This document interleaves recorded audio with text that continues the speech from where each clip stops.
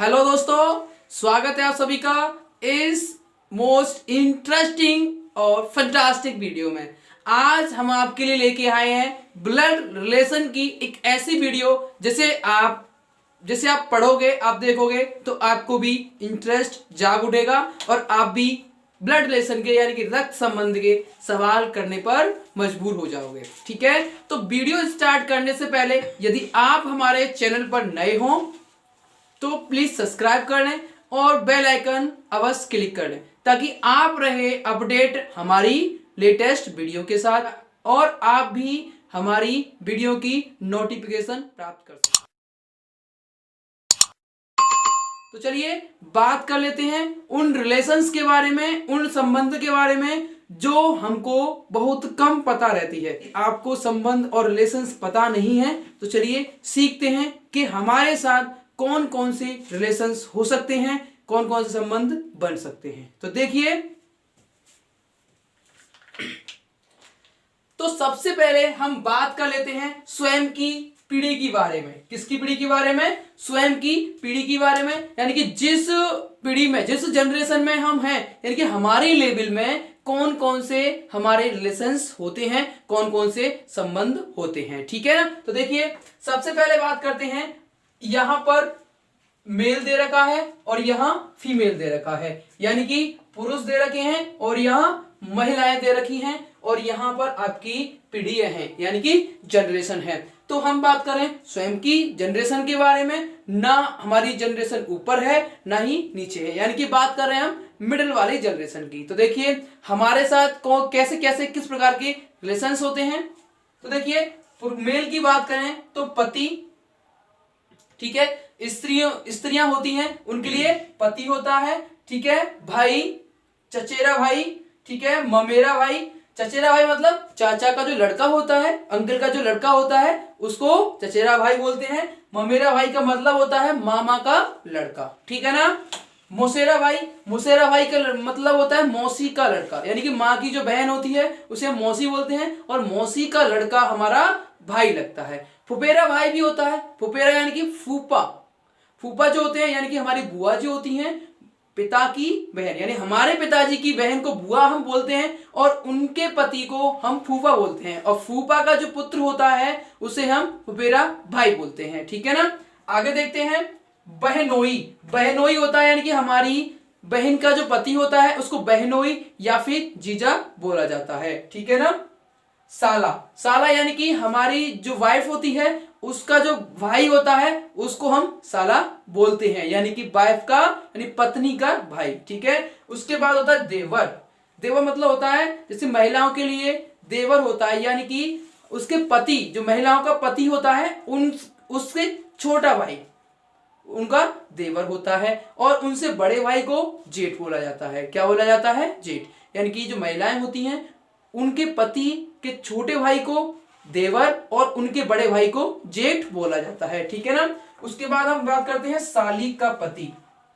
ठीक है, साली का पति होता है जिससे लोग साली के पति को साढ़ू बोलते हैं। क्या बोलते हैं? साढ़ू बोलते हैं। जो साली का पति होता है उसको साढ़ू बोलते हैं। उसके बाद होता है ननदोई मतलब जो वाइफ, जो हमारे महिलाएं होती हैं उनके पति की जो बहन होती है उनको ननद बोला जाता है और ननद के पति को ननदोई बोलते हैं। क्या बोलते हैं? ननदोई। ठीक है ना। उसके बाद बात कर लेते हैं फीमेल यानी कि महिला वर्ग के बारे में। तो महिला, जैसे मैंने बताया था, पति तो पत्नी, बहन, चचेरी बहन का मतलब क्या होता है? यानी कि चाचा की लड़की हमारी बहन लगती है, लेकिन किस रिश्ते में? चचेरी बहन यानी चाचा की लड़की। ठीक है ना। ममेरी बहन यानी कि मामा की लड़की को हम ममेरी बहन बोलते हैं। ठीक है ना।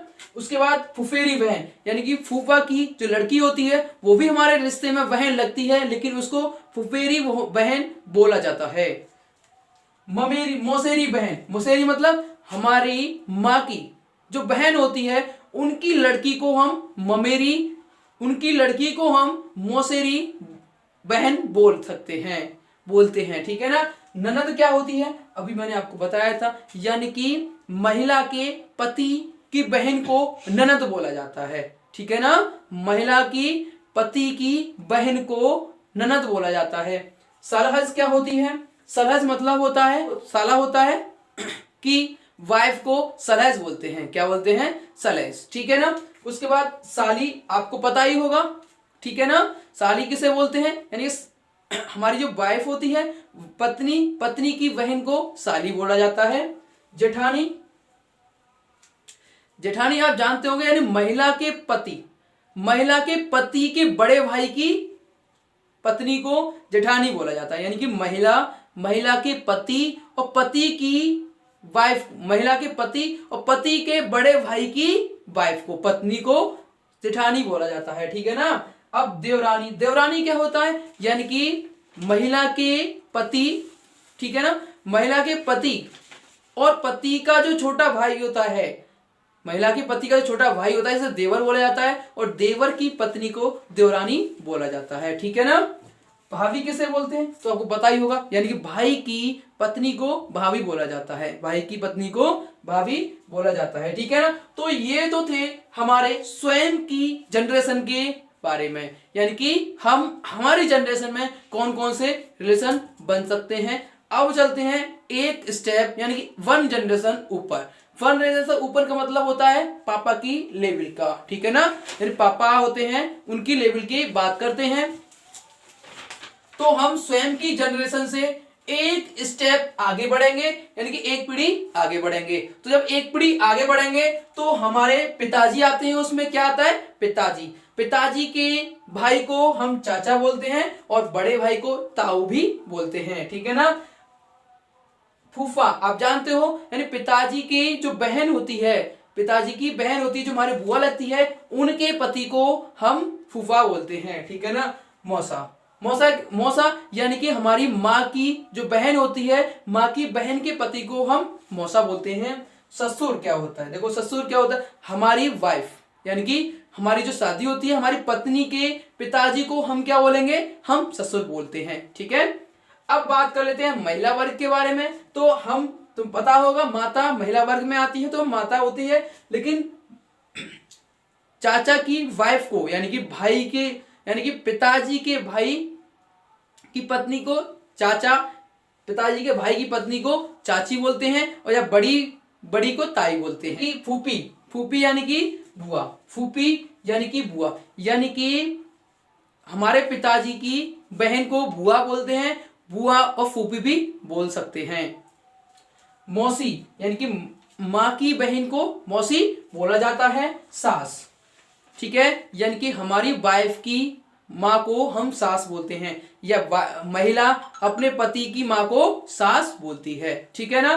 तो ये था हमारा 1 स्टेप ऊपर। अब हम एक स्टेप और ऊपर जाते हैं तो हमारे दादा और दादी मिलते हैं। ठीक है ना। तो बात करते हैं एक स्टेप और ऊपर की। तो एक स्टेप जब और ऊपर जाते हैं तो दादा और दादी, ठीक है ना। तो पुरुष वर्ग में दादा आते हैं और महिला वर्ग में दादी आती है। तो आपको पता ही होगा कि दादा दादी किसे बोलते हैं, बताने की आवश्यकता नहीं है। अगर आपको है तो फिर भी हमारे पिताजी के जो पापा होते हैं, हमारे पिताजी के जो पिताजी होते हैं, उनको हम दादा बोलते हैं। ठीक है ना। नाना, नाना कौन होते हैं? हमारी माताजी के जो पिता होते हैं, उनको हम नाना बोलते हैं। ठीक है। ससुर, देखो ससुर कौन होता है? ठीक है। अब देखो, ये ददिया ससुर भी होता है और ननिया ससुर भी होता है। ठीक है ना। ददिया ससुर बोलते हैं, ठीक है, और ननिया ससुर भी बोलते हैं। तो चलिए, तो दादा दादी, नाना नानी और सास, ठीक है ना। जो हमारी जो हमारी पत्नी की जो दादी होती है, उसको ददिया सास और ददिया ससुर बोला जाता है। ठीक है ना। तो अब बात करते हैं एक स्टेप और, यानी कि दादाजी से एक स्टेप और आगे की बात करते हैं। तो हम पहुंचते हैं 3rd स्टेज पर। कौन सी स्टेज पर? 3rd स्टेज पर, तीसरी स्टेज पर हम पहुंचते हैं। तो देखिए, तीसरी स्टेज पर दादा यानी कि परदादा, ठीक है ना। नाना यानी कि पर नाना। उसी प्रकार से दादी यानी कि परदादी और नानी यानी कि पर नानी। ठीक है ना। समझ में आया। अब हम बात कर लेते हैं स्वयं की पीढ़ी से नीचे वाली सीढ़ी की, नीचे वाली जनरेशन की। तो बात करते हैं नीचे वाली जनरेशन में, यानी कि हम यहां थे, अब यहां से हम एक जनरेशन नीचे की तरफ जा रहे हैं। तो मिलेगा हमारा पुत्र। क्या होता है? पुत्र, बेटा, या फिर भतीजा, भतीजा कौन होता है? भाई के जो पुत्र होता है उसको हम भतीजा बोलते हैं, ठीक है ना। भांजा क्या होता है? भांजा होता है बहन का जो पुत्र होता है उसे भांजा बोला जाता है। दामाद क्या होता है?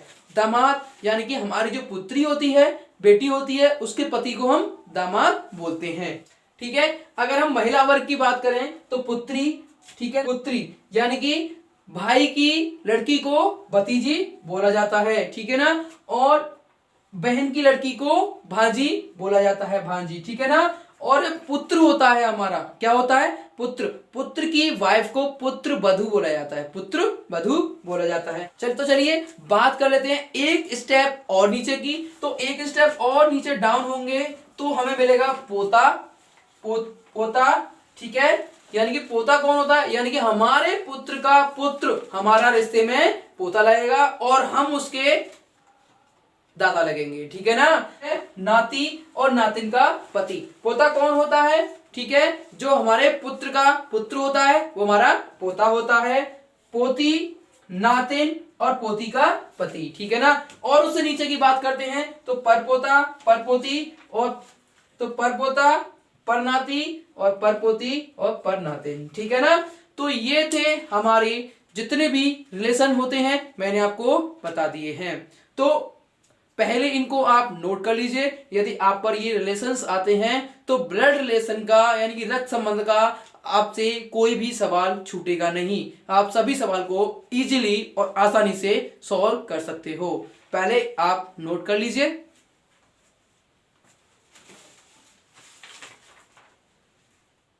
तो चलिए अब बात कर लेते हैं कुछ प्रश्नों के बारे में, यानी कि ब्लड रिलेशन यानी कि रक्त संबंध में किस प्रकार के प्रश्न आते हैं। तो हम बात करेंगे कुछ ऐसे टाइप्स के बारे में जिनसे ज्यादा प्रश्न आने की संभावना रहती है। तो देखिए बात करते हैं फर्स्ट टाइप के फर्स्ट क्वेश्चन के बारे में। तो देखिए पहला क्वेश्चन है हमारा,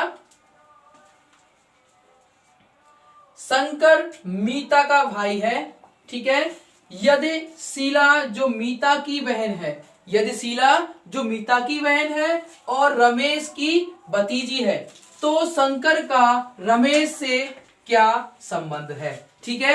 ये एक क्वेश्चन लिखा हुआ है। देखो क्वेश्चन करने का बेटर तरीका ये है कि आप सबसे पहले उसकी लैंग्वेज समझें और डायग्राम बनाने की कोशिश करें, यानी फिगर बनाने की कोशिश करें। जितना क्वेश्चन कहे उतना ही बनाएं। तो स्टेप बाय स्टेप हम बात करेंगे और डायग्राम से आपको बनाकर दिखाएंगे।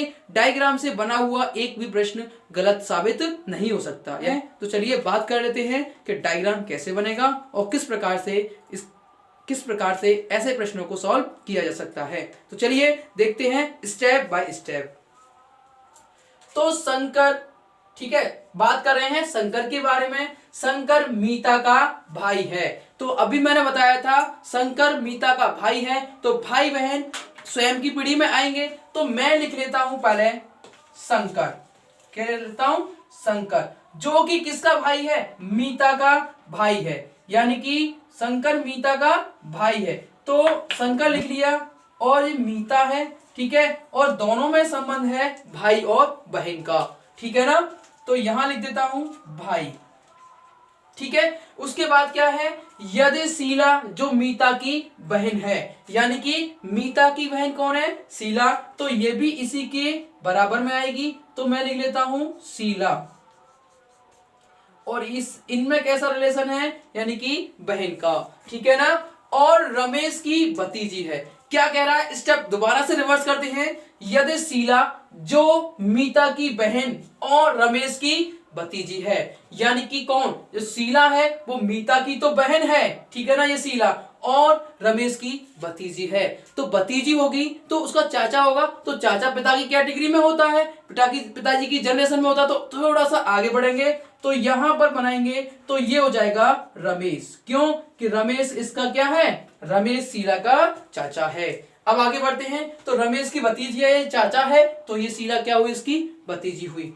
तो शंकर का रमेश से क्या संबंध है? तो शंकर का रमेश से क्या संबंध है? देखो कितना इजी हो गया। आपको पता है कि रमेश की यह कौन है? भतीजी है, और ये इसकी बहन है। रमेश की मीता कौन लगेगी? ये भी भतीजी होगी। क्यों? कि ये दोनों आपस में बहनें हैं। और मीता का भाई शंकर है, तो रमेश का शंकर के प्रति क्या रिलेशन होगा, यानी कि कर है, तो शंकर भी क्या हो जाएगा, रमेश का भतीजा हो जाएगा। क्या हो जाएगा, भतीजा। यानी कि ये दोनों किस प्रकार संबंधित हैं, यानी रमेश का शंकर भतीजा लगता है और शंकर का रमेश चाचा लगता है। तो अगर बात करें तो ये क्या लिखा है कि शंकर का रमेश से क्या संबंध है, शंकर का रमेश से क्या संबंध है, तो रमेश शंकर का चाचा लगता है। अगर बात की जाए इसकी तो ये कौन लगता है, भतीजा। ठीक है, देखो ये ऑप्शन में दोनों ही आ सकते हैं। ठीक है ना, या तो चाचा आ सकता है या फिर भतीजा आ सकता है। ठीक है ना, नोट इट। चलिए बात करते हैं टाइप नंबर सेकंड के बारे में। तो देखो सेकंड टाइप है हमारा वार्तालाप पर, यानी कि बातें करते हुए एक क्वेश्चन बनता है, तो उस आधार पर हमारा ये अगला टाइप है, प्रश्न है। तो देखिए क्या है, कपिल को बताते हुए शिल्पा ने कहा, उनकी माता यानी कपिल की माता का भाई मेरे पुत्र आशीष का पिता है।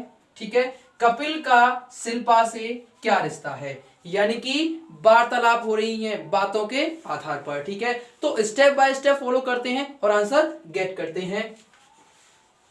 तो देखिए, कपिल को बताते हुए शिल्पा ने कहा, यानी कि कपिल को बताते हुए शिल्पा ने कहा, तो शिल्पा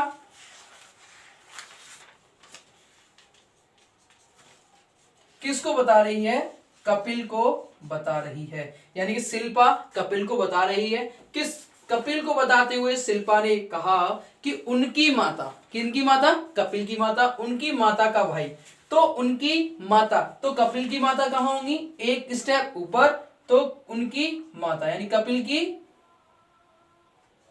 माता। ठीक है, माता का भाई, यानी कि भाई उनकी कैटेगरी में आएगा, माता का भाई मेरे पुत्र आशीष का पिता है, यानी जो मेरा पुत्र है।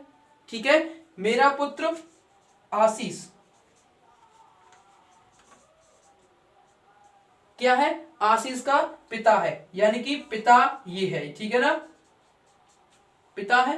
ठीक है, तो कपिल का रिश्ता शिल्पा से किस प्रकार है, यानी कि कपिल का रिश्ता शिल्पा से, यानी कपिल का शिल्पा से क्या रिश्ता है, यानी कपिल का शिल्पा से क्या रिश्ता है। देखो कितना इजी हो गया ना, यानी कि शिल्पा इसकी क्या है, पत्नी, किसकी, ये जो है इसकी पत्नी है, और ये इसकी बहन है। ठीक है, ये इसका लड़का है। ठीक है ना, तो ये क्या है, ये इसको मामी कहेगा। क्या कहेगा, मामी। तो यानी कि शिल्पा इससे क्या कहेगी, भांजा। क्या कहेगी, भांजा। कौन सा है, यानी कि ये क्लियर हो जाएगा। ठीक है ना, भांजा क्लियर हो गया। ठीक है, चलिए बात करते हैं नेक्स्ट टाइप की, नेक्स्ट प्रश्न के बारे में। तो हमारा नेक्स्ट टाइप है संकेत के आधार पर प्रश्न, यानी कि संकेत दिया जाता है उसके आधार पर हम प्रश्न पूछते हैं। तो देखिए कौन सा है प्रश्न, किस प्रकार का संकेत दिया गया है। तो देखो, एक लड़की की ओर संकेत करते हुए या इशारा करते हुए, एक लड़की की ओर संकेत करते हुए विनय ने कहा कि वह मेरे दादाजी की इकलौती संतान की पुत्री है, यानी वह मेरे दादाजी की इकलौती संतान की पुत्री है। तो उस लड़की का विनय से क्या संबंध है। तो स्टेप बाय स्टेप स्टार्ट करते हैं और आंसर गेट करते हैं। ठीक है, तो देखिए, एक लड़की की ओर संकेत करते हुए विनय ने कहा, किसने कहा, विनय ने कहा। तो देखिए, विनय एक लड़की की ओर इशारा करता है। ठीक है, और क्या कहता है कि वह मेरे दादाजी के इकलौती संतान की पुत्री है। ठीक है ना, वह मेरे, पहले तो पिताजी होंगे यहां, पिताजी के बाद दादाजी।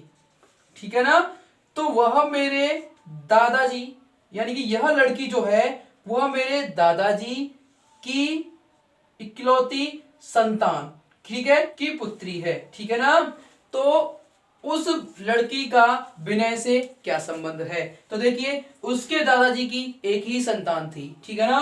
तो विनय ये पिता है, तो इसकी पुत्री है, तो ये इसके पिता और इसकी पुत्री, तो दोनों में रिलेशन क्या हो जाएगा, भाई और बहन का, ठीक है ना। किसका रिलेशन हो जाएगा, भाई और बहन का, ठीक है। तो इसमें से ये हिट हो जाएगा, ठीक है। 4 ऑप्शन दे रखे हैं, उसमें से बहन वाला टिक कर देंगे, ठीक है। समझ में आया, नोट इट। तो चलिए बात कर लेते हैं नेक्स्ट टाइप के बारे में, और नेक्स्ट टाइप है हमारा तस्वीर पर आधारित प्रश्न, ठीक है। यानी कि तस्वीर को दिखाते हुए कुछ प्रश्न किए जाएंगे, तो उसके बारे में हमें आंसर, उसके बारे में पढ़ना है और किस प्रकार से आंसर देना है, तो देखिए, ठीक है ना। तो तस्वीर पर आधारित प्रश्न, तो एक प्रश्न है, एक औरत की तस्वीर दिखाते हुए एक व्यक्ति ने कहा, यानी एक व्यक्ति के पास एक औरत की तस्वीर है और वह उसको दिखाता है, वह मेरे इकलौते पुत्र की सास की इकलौती लड़की है। यानी कि वह मेरे इकलौते पुत्र की सास की इकलौती लड़की है। तो औरत का उस व्यक्ति से क्या संबंध है, ठीक है। तो देखिए स्टेप बाय स्टेप सॉल्व करते हैं और आंसर गेट करते हैं। तो देखिए एक औरत की तस्वीर दिखाते हुए एक व्यक्ति ने कहा, तो व्यक्ति कहता है एक, ठीक है, और एक औरत की क्या दिखाता है, वो एक औरत की पिक्चर यानी कि तस्वीर दिखाता है। तो क्या कहता है, वह मेरे इकलौते पुत्र, वह मेरे इकलौते पुत्र, यानी कि इसका एक पुत्र है, ठीक है, वह मेरे इकलौते पुत्र की सास, ठीक है, इकलौते पुत्र की सास इसकी कैटेगरी में होगी, ठीक है। इकलौते पुत्र की सास की इकलौती लड़की है, यानी कि ये जो औरत है ये लड़की है किसकी, इसके पुत्र की इकलौती सास की, ठीक है ना। तो औरत का उस व्यक्ति से क्या संबंध है, तो देखिए ये व्यक्ति और व्यक्ति का ये पुत्र है और इस पुत्र की ये सास है, तो ये इसकी लड़की है, तो ये इसकी सास है, इसकी लड़की है, तो ये कौन हुई, ये इसकी पत्नी हुई। तो ये दोनों आपस में किस प्रकार संबंधित है, यानी कि ये इस व्यक्ति की पुत्र वधू हुई, यानी कि लड़की की पत्नी, ठीक है ना। तो ये क्या हो जाएगी, पुत्र वधू। समझ में आया, नोट इट। चलिए बात कर लेते हैं नेक्स्ट टाइप के बारे में, संकेतों और कोड पर आधारित प्रश्न नेक्स्ट टाइप है हमारा। तो देख लेते हैं उसमें किस प्रकार के क्वेश्चन आते हैं और उन प्रश्नों को किस प्रकार से सॉल्व किया जाता है। तो देखिए, यदि P प्लस Q का अर्थ है, यानी P जो मार्क लगा है प्लस, P प्लस Q का अर्थ है P Q की माँ है, ठीक है ना। P डिवाइड Q का अर्थ है P Q का भाई है, P मल्टीप्लाई Q का अर्थ है P Q का पुत्र है, और P माइनस Q का अर्थ है P Q की बहन है, ठीक है। तो चलिए बात कर लेते हैं फर्स्ट ऑप्शन के बारे में। तो पहला ऑप्शन है हमारा n into p minus m. तो पढ़ते हैं, पहला स्टेप हमारा ये कह रहा है कि P इंटू क्यू का अर्थ है P Q का पुत्र है, ठीक है। तो n P का क्या है, पुत्र, तो ये पुत्र है, तो ये क्या हो जाएगा, ये हो गया आपका पॉजिटिव। उसके बाद हम आगे बात करते हैं P माइनस एम के बारे में। तो P माइनस क्यू इस फॉर्मेट में जाते हैं, तो P माइनस क्यू का अर्थ है P Q की बहन है। तो P क्या है, Q की बहन, यानी P M की बहन है, ठीक है। अब ये इसका पुत्र है, ये बहन है, तो इसकी माता हुई और ये इसकी बहन हुई। तो इसका मतलब इन दोनों में कोई रिलेशन, N और M में कोई रिलेशन पता नहीं पड़ रहा है, ठीक है ना, क्योंकि ये तो इसकी मौसी लगेगी, M क्या होगा, इसकी N की मौसी लगेगी, ठीक है। तो ये ऑप्शन, पहला ऑप्शन नहीं होगा, ठीक है ना। सेकेंड ऑप्शन की बात करते हैं। सेकेंड ऑप्शन है हमारा P प्लस N और डिवाइड M। तो देखिए P प्लस N क्या कहता है, P प्लस Q का अर्थ है P Q की माँ है, तो यानी P Q की माँ है, तो P जो है वो N की माँ है, तो P क्या हो जाएगा, नेगेटिव, ठीक है ना। P हो जाएगा नेगेटिव, P हो जाएगा हमारा नेगेटिव। उसके बाद बात करते हैं N डिवाइड M में क्या रिलेशन है, N P डिवाइड Q का अर्थ है कि P Q का भाई है, ठीक है। तो यहां पर क्या होगा, यहां पर जो N है वो N भाई है किसका, M का, लेकिन एम के बारे में हमें यह श्योर नहीं है कि ये लड़का है या लड़की है, यानी कि स्त्रीलिंग है या पुल्लिंग है, यानी कि फीमेल है या मेल है, ये हमें पता नहीं है, तो ये भी ऑप्शन नहीं हो सकता। बात करते हैं आगे ऑप्शन के बारे में। तो आगे है n माइनस एन, तो p माइनस क्यू का अर्थ है p q की बहन है, ठीक है। तो n m की बहन है, लेकिन यहाँ n बहन है तो यहाँ पर n स्त्रीलिंग में है, लेकिन m का भी यहाँ जेंडर क्लियर नहीं है, मेल है या फीमेल है, ये नहीं हो सकता। जब ये तीनों नहीं हो सकते तो जो चौथा होगा ही होगा, यानी कि चौथा ऑप्शन तो होगा ही होगा। तो देखिए बात करते हैं m माइनस पी का मतलब है, m माइनस पी का अर्थ है p q की बहन है, यानी कि जो n m है वो क्या है, बहन, यानी पता तो पड़ गया कि ये क्या है, बहन है, यानी कि ये फीमेल है, ठीक है ना। उसके आगे बात करते हैं कि p डिवाइड n का मतलब क्या होता है। p डिवाइड n का अर्थ होता है, p डिवाइड q का अर्थ होता है p q का भाई है। तो p क्या है, p भाई है किसका, n का, ठीक है। तो n से हमें कोई मतलब नहीं है, या तो फीमेल हो या मेल हो, ये इसका भाई है तो ये इसकी बहन है, तो ये भी क्या हुई, इसकी बहन हुई, ठीक है। तो चौथा ऑप्शन हमारा राइट है, ठीक है। समझ में आया, नोट इट। तो देखिए आज हमने 5 प्रकार के सवालों को हल किया है, 5 प्रकार के क्वेश्चनों को सॉल्व किया है, ठीक है। तो मैंने बोर्ड पे एक प्रश्न लिख रखा है, ठीक है, या तो आप स्क्रीनशॉट ले लीजिएगा या फिर इसको नोट कर लो।